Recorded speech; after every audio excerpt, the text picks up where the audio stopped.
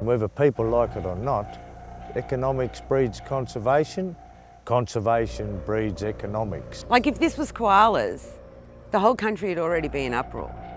But because it's crocodiles, it gets overlooked. No way in a million years was it going to impact on the population. It's just about who pulls the trigger. Is it a landowner or a safari hunter?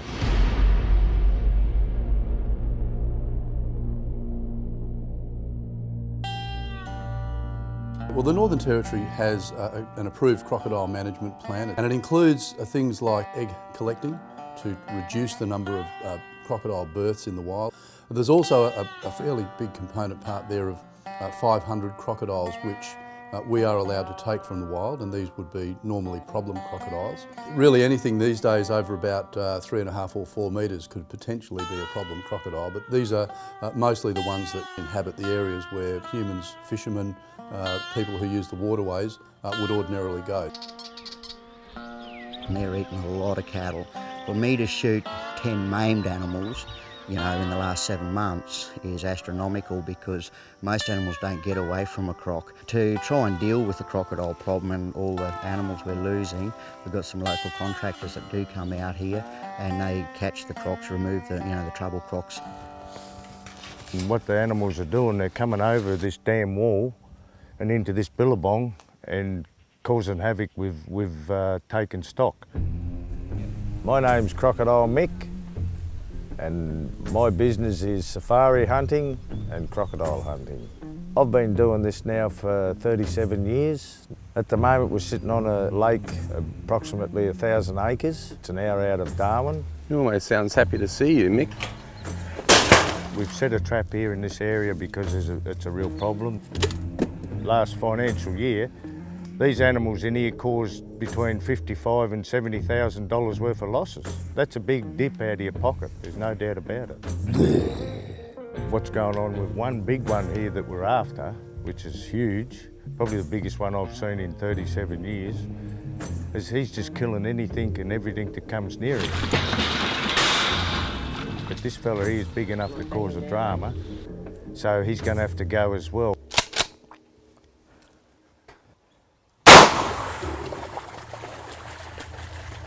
Righto. I consider myself a conservationist in some degree, because I've always practiced telling people that if that crocodile's not causing a problem and he's living up here out of the way of everybody and not worrying anybody, you leave him there.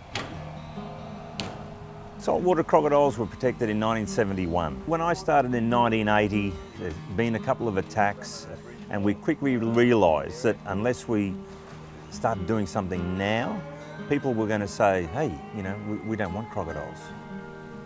My name is Charlie Manolis. I'm the Chief Scientist here at Crocodile Park in Darwin, Northern Territory of Australia. How do you make people want to have crocodiles? You've got to make them valuable.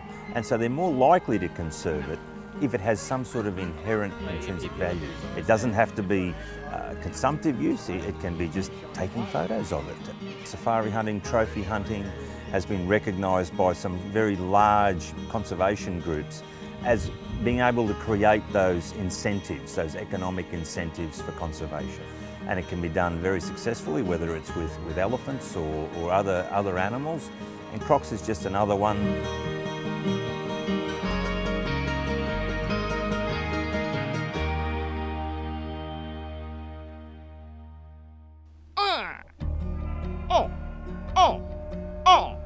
Look at that.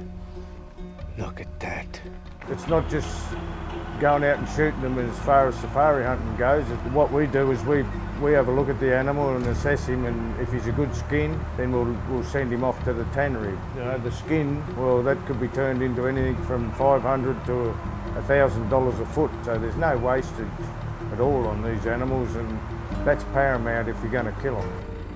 The saltwater crocodile population can certainly withstand the very, very, very low numbers of animals that were being considered for safari hunting. We already have a wild harvest, and all we were saying is, look, instead of these animals being taken by the landowners, why don't they get someone to come in for more money and take the same animal? This was all about who pulls the trigger. End of story.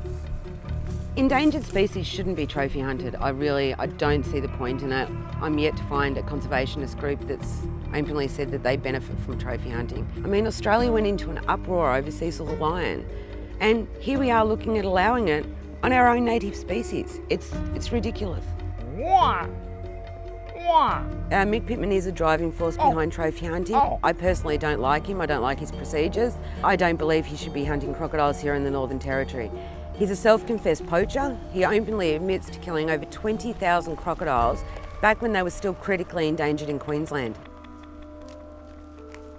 Crocodile safari hunting, most of the people that are involved in the industry around the world currently are professional hunters. Trophy hunting is going out and shooting an animal and making a very high economic return.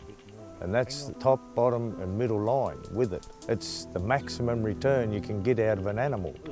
Just leave them outside stretches. I think having a poacher's background gives me a real big edge on everybody else in this business and makes me a bit more capable than them, because I've actually had to do it to survive. Well, look, the Northern Territory Government does support safari hunting of crocodiles up here in the top end, largely for the reason that we believe it's going to provide Indigenous people with an opportunity to have their own businesses, to be employed, to get themselves out of that welfare cycle which we know is so prevalent across remote parts of Australia. And it will create new employment opportunities, create new jobs in an innovative way. When you advance Indigenous Australian business, you advance Australia as a whole. Who wouldn't support Aboriginal people hunting for their own economic development on their own land? We've got the strongest cultural and spiritual connection to this animal, so therefore our people should have more of a say about how it's managed, how it's protected, how it's preserved and how it's treated. Using the guise of it being for Indigenous people, to me is a bit of a crock.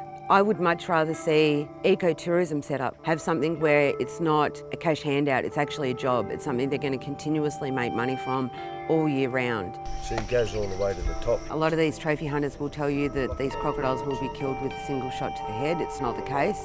They wait until the crocodile's fully on the bank and they actually do a shot straight into the crocodile's neck.